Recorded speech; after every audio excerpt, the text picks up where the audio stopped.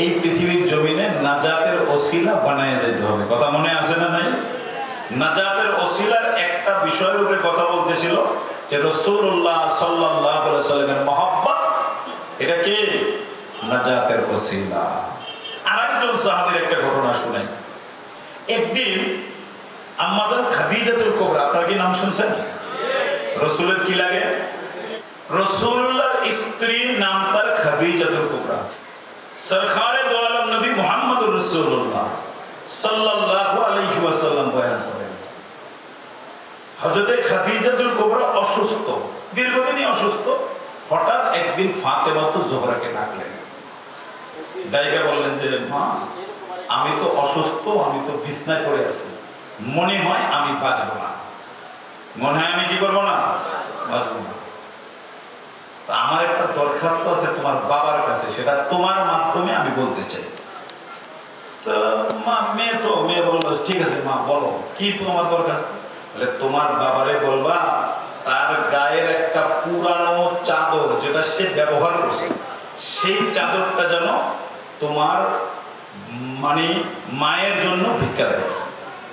তো ফাতেমা জিজ্ঞেস করলেন মা, বাবার একটা চাদর চাইবেন, তো বাবারে বলতেন। হযরত ফাতেমাকে খাদিজাতুল কুবরা বলেন, মা তোমার বাবাকে তুমি চিনো না। তোমার বাবা যখন মক্কায় হাঁটে তো আসমানের কালো মেঘ তোর বাবার গায়ে ছায়া দেয়, আমি দেখেছি।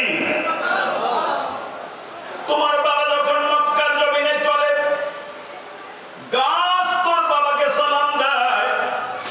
তোর বাবা যখন পাহাড় দিয়ে চলে আমাকে ডাক দিয়ে বলছে খাদিজা এই পাহাড়ের পাথরটা জবান খুলে আমাকে সালাম দিছে, আমি মুহাম্মদুর রাসূল বললাম। সুবহানাল্লাহ বলেন। তোমার বাবা বিশ্ব পয়গম্বর, আমি দুর্বল নারী খাদিজা, দুর্বল হইয়া সবলের কাছে অধিকার চাওয়া যায় না, কিন্তু তোমাকে তোমার বাবা বড় ভালোবাসে। ও মা একটু দয়া করো, তোমার কাছে বলতে চাই তোমার বাবা যখন আজকে বাড়ির মধ্যে আসবেন বাবাকে একটু বুঝায়া বলবা তার গায়ের একটা চাদরের টুকরা যেন ভিক্ষা দেয়। আমাকে যখন কবরে রাখবা ওই চাদরের টুকরাটা কাফনে ঢুকায়া দিবা। ফেরেশতারা যখন প্রশ্ন করবে আমার বিশ্বাস এটা আমার নাজাতের ওসিলা হয়ে যায়। ফাতেমা ঘরের মধ্যে চলে গেলেন, কান্না শুরু করলেন। রাসূলুল্লাহ কি আসু এই কিতাবের মধ্যে শাহ আব্দুল গনি রহমাতুল্লাহ লিখেছে পয়গম্বর সাল্লাল্লাহু আলাইহি ওয়াসাল্লাম বাড়ির মধ্যে আয়েশা দেখেন ফাতেমা কাঁদে। জিজ্ঞেস করলেন মা মক্কায় কেউ কি তোমাকে কোনো আঘাত করছে না গালি দিছে? বলেন না বাবা কেউ গালি দেয় না, কিন্তু একটা কারণ বলো কেন কাঁদো? বলে কান্নার কারণটা আপনাকে বলতে চাই না, বলবো বাবা যদি অনুমতি দেন আমি একটা দরখাস্ত করব, ওই দরখাস্তটা একটু আপনি অনুমোদন করবেন নি? সরকারে তো আলম নবী বললেন ফাতেমা এমন কি দরখাস্ত ওয়াদা করাইয়া দিতে হবে আমি দিয়ে দিব। বলে ও বাবা আমার মা খাদিজাতুল কুবরা দীর্ঘদিন অসুস্থ, বিছনায় পড়ে আছে, মা আমার লড়তে চড়তে কষ্ট হয়। মায়ের বিশ্বাস আম্মাজান কিছুদিনের মধ্যেই বুঝি রবের মেহমান হয়ে যাবেন, কিন্তু মা মরণকে বড় ভয় পায়। ও বাবা আপনার গায়ের একটা ছোট্ট চাদরের টুকরা আমার মা কবরের ওসিলা বানাইতে চায়। আল্লাহ নবী কান্না শুরু করলেন। যত কারণে নবী জোরে জোরে কান্না করছেন তার একটা কারণ এইটা, কান্নার আওয়াজ খাদিজাতুল কুবরার কামরায় চলে গেছে। ভিতর থেকে খাদিজা হাপুড় দিয়া পয়গম্বরের পিঠের মধ্যে হাত রাখলেন। ও পয়গম্বর মক্কায় কেউ কি আপনাকে গালি দিছে? কেন আপনি কাঁদেন? নবী বলে খাদিজা কান্নার কারণ জিজ্ঞেস করো, আগে বলো একটা চাদরের টুকরা চাইলা ফাতেমারে কেন বললা? মুহাম্মদ কি তোমারে ভালোবাসে না? মুহাম্মাদের কি তোমার প্রতি কোনো ভালোবাসা নাই? এই খাদিজা ফাতেমারে দিয়া চাদর কেন চাইলা? খাদিজার চোখের পানি ছেড়ে ফেলল।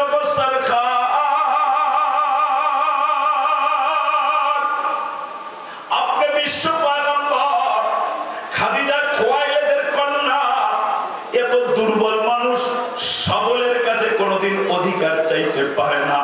ফাতেমারে তো আপনি মা বলে ডাকবেন, তখনই আপনার মা আমিনার কথা আপনি ভুলে যান। ও নবী, ফাতেমার দিয়া বলাইলাম যেন দরখাস্তটা মঞ্জুর হয়ে যায়। নবীকে একটা চাদর বড় দরকার। নবী বললেন চাদর দিয়া কি করবা? বলে ধুইয়া মুইসা আলমারিতে রাখবো, আমি যখন কবরের যাত্রী হয়ে যাব ওই কবরের কাফনের কাপড়ের মধ্যে আমার কাপড়ের টুকরাটা একটু ঢুকাইয়া দিবে। ফেরেশতারা যখন প্রশ্ন করবে মান রব্বুকা ইয়া খাদিজা, ও খাদিজা তোর আল্লাহ কে? আমি বলবো আমাকে প্রশ্ন করো না, আমি তো ভয়ে তোমাদের নবীর চাদর গায়ে দিয়া ঘুমাইছি। পয়গম্বর তো আমার বিশ্বাস আপনার চাদরের টুকরা যদি আমার বুকের কাছে থাকে এটা একটা শক্তি, ফেরেশতারা আপনার সম্মান করে আমাকে প্রশ্ন করবে না, আমি আযাবও পাবো না। সরকারের তো আল্লাহর নবী কথা শুনে কান্না শুরু করলেন। ও যুবক বন্ধু, বৃদ্ধ বাবা, পর্দার আড়ালের মায়েরা, খাদিজা কোনো স্বাভাবিক মেয়ে না। কি বলেন? স্বাভাবিক মেয়ে। নবীর স্ত্রী খাদিজা জান্নাতি মহিলাদের সর্দার। ফাতেমাতুজ জোহরা মায়ের নাম খাদিজা। জান্নাতি যুবকদের সর্দার হাসান আর হুসাইনের নানির নাম খাদিজা। শুধু তাই না, হযরতে আলী, হযরতে ওসমানের বোনের শাশুড়ির নাম খাদিজা। শুধু তাই না, জাবালে নূর গারে হেরা, যেই পাহাড়ে নবী কোরআন পাইছেন ওই পাহাড়ের মধ্যে আল্লাহর সালাম পাইছেন খাদিজা। লম্বা সেই আলোচনা যেতে চাই না। নবী যে 40 দিন পাহাড়ে ইবাদত করছেন জানেন না? জানেন না? পাহাড়ের চূড়ায় উঠতে আমাদের মতো জওয়ানদের 2.5-3 ঘন্টা লাগে, নামতে 1.5-2 ঘন্টা লাগে। ওই পাহাড়ের চূড়ায় নবী বন্ধুরে ডাকে, হঠাৎ পিছনে তাকায় দেখেন খাদিজাতুল কুবরা পাহাড়ের চূড়ায় দাঁড়ায় গেছে। নবী বললেন, খাদিজা এই পাহাড় বাইয়া কেমনে উপরে উঠলা? কেন উঠলা? বলে, ওগো নবী, যখন কদমে কদমে নাজাতের ওসিলা হয় ওই পাহাড়ে উঠা কোনো কষ্টের হয় না রে পয়গম্বর। আপনি যে 40 দিন বন্ধুর সাথে গভীর ধ্যানে মগ্ন থাকবে, কে আপনাকে খানা খাওয়াবে, কে আপনাকে রান্নার ইন্তজাম করবে? আমি আপনার খানার ইন্তজামটা করে দিব গো পয়গম্বর। এজন্য অনুমতি চাইতে আসলাম। পয়গম্বর বললেন, খাদিজা যদি তাই হয় তাহলে তোমাকে একটা কথা বলি, কেমনে আসবা? আবু জেহেল দেখে ফেলবে। বলে, পয়গম্বর যত কষ্ট হোক ওই কষ্ট করতে চাই, কিন্তু আমি কোন অবস্থায় পাহাড়ের মধ্যে আপনার খেদমত ছাড়তে চাই না। সরকারে তো আলম নবী অনুমতি দিলেন। মাঝে মাঝে খাদিজাতুল কুবরা রুটি গোশত পাকায়া পাহাড়ে দিয়া যায়, ওই খানায় আল্লাহর পয়গম্বর মাঝে মাঝে খান। একদিন যাইতে খাদিজার দেরি, দৈনিক মনে করেন 2টা বাজে যায়, আজকে 2:30 হয়ে গেছে কিন্তু খাদিজা নাই। সরকারে তো আলম নবী পাহাড়ে দাঁড়ায় আসমানে তাকায়া বন্ধুরে ডাক দিছে, বন্ধুরে আমার খাদিজারে কি আবু জেহেল দেইখা ফেলাইলো নাকি মক্কায় কোনো ঝামেলা হয়ে গেল?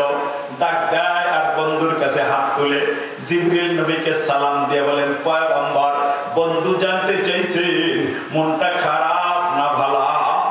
কয় মনটা তো আমার ভালা, কিন্তু খাদিজার জন্য একটু খারাপ। বলে, পয়গম্বর কেন? বলে, খাদিজা তো আসে না, বিপদে পড়লনি।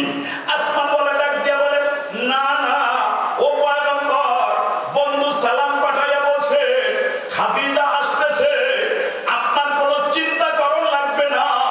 ও গো পয়গম্বর, আপনার বন্ধু আপনাকে বলছেন খাদিজার কোনো চিন্তা নাই, কিন্তু আজকে যখন খাদিজা আসবে খাদিজারে বুঝাইয়া বলবেন আপনার বন্ধু আল্লাহ খাদিজারে সালাম দিছে।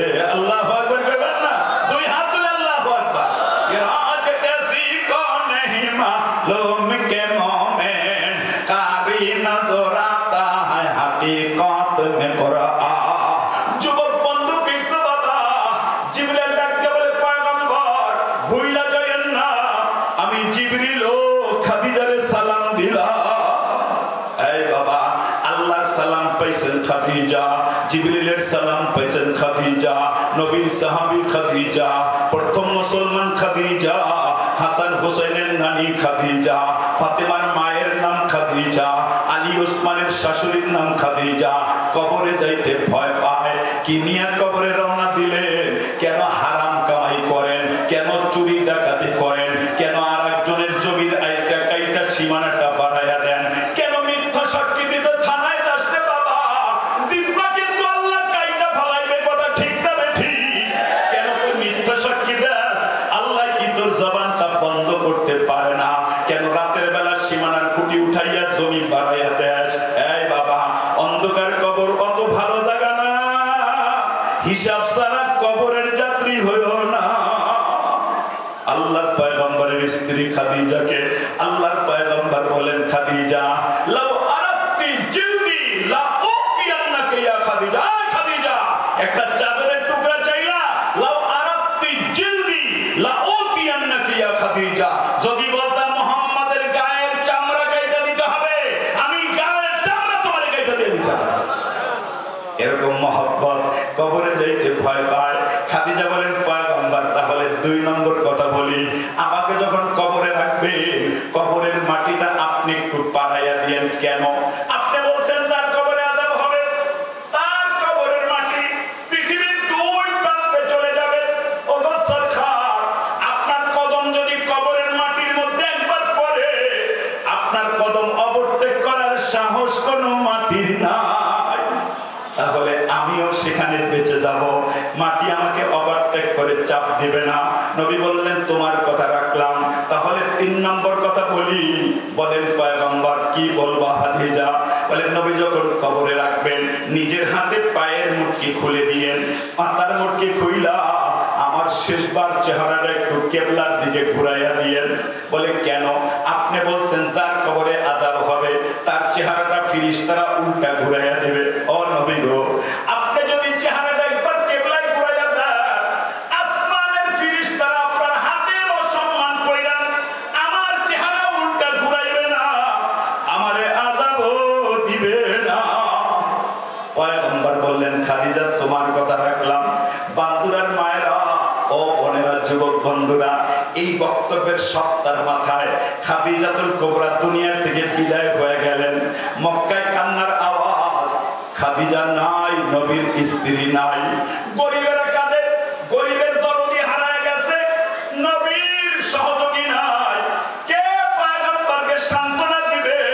কে বলবে কাল্লাম মা ইউযিকাল্লাহু আবাদা ফাইন্নাকা লাতাসিলুর রাহিমা ওয়া তাহমিলুল কাল্লা ওয়া তাকসিবুল মাদুম ওয়া তুইনু আলা নাওয়াইবিল হক। ও পয়গম্বর, আপনি আগে বাড়েন, আপনি গরিবের বোঝা বহন করেন, আপনার মত মানুষকে আল্লাহ বেইজ্জতি করবে না। মক্কায় কান্নার আওয়াজ, নবীর মনটা ভালো না, কারণ 3 দিন আগে নবীর চাচা আবু তালেব মারা গেছেন, আজকে নবীর স্ত্রী নাই, কান্নার আওয়াজ চলতেছে। এই অবস্থায় কাপড়ের টুকরাটাই না ফাতেমা তো জোহরা নবীর হাতে দিলেন। নবী কান্না জড়িত কণ্ঠে ফাতেমার কাপড়টা নিয়া কাফন দাফন সারলেন।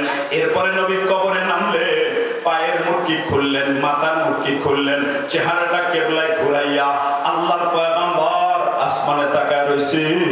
সব সাহাবী দূরে, কারণ মেয়েদেরকে যখন কবর দেয় মাহরাম ছাড়া কবরের কাছে তো কেউ থাকা জায়েজ নাই, জানেন না? জানেন না? বাঁশ দিবে, তারপরে অন্যরা এসে মাটি দিবে। নবী এবার খাদিজাতুল কুবরার চেহারা কিবলায় ঘুরে দাঁড়ায় গেছে। মনটা চায় খাদিজারে আরেকটা বার দেখা যায়, জীবনে কোনোদিন দেখা যাবে না। আবার নিচের দিকে তাকায়া দেখে, কি আশ্চর্য ব্যাপার, খাদিজার চেহারা কিবলায় নাই, কে যেন আসমানে ঘুরাইয়া দিছে। আল্লাহর নবী আবার বাঁকা হইলেন, আবার চেহারাটা কিবলায় ঘুরাইলেন, আবার তাকায় দেখে আসমানের চেহারা, ওই যে ডান দিকে নাই। নবী আমার কান্না করেন, কবর থেকে উঠেন না। আসমান থেকে আল্লাহ বলেন, জিবরিল খাদিজার কাছে একটু চলে যাও, বন্ধুর মনটা ভালো না, তাকায় দেখো বন্ধু কি যেন বলে। নবী জিজ্ঞেস করলেন, জিবরিল খাদিজার কবরের মধ্যে কি আযাব শুরু হয়ে গেল? চেহারাটা ঘুরাইয়া দেয়, কে যেন আসমানে ঘুরাইয়া দেয়। জিবরিল আমিন ডাক দিয়ে বলে, ওগো সরকার, আপনার কথা মানবো না আপনার বন্ধুর কথা মানবো? আপনি একবার চেহারাটা কিবলার দিকে ঘুরাইয়া দেন। আর আসমান বলার ডাক দিয়ে বলে, জিবরিল চেহারাটা আসমানে ঘুরাইয়া